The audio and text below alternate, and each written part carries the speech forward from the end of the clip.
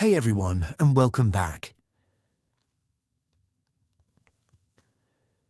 Adding FAQ articles to your Zendesk Help Center is simple. Let me show you how. First, make sure you have the right permissions. You need to be a knowledge admin or have agent access. Click the Add button in the top menu, then select Article. Before writing, make sure you have a section ready. Articles must live in a section. In the editor, write your content using the formatting toolbar for text, links, or images.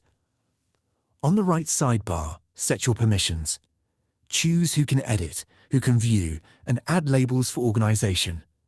When you're ready, click Publish to make it live, or Save to keep it as a draft. And that's it.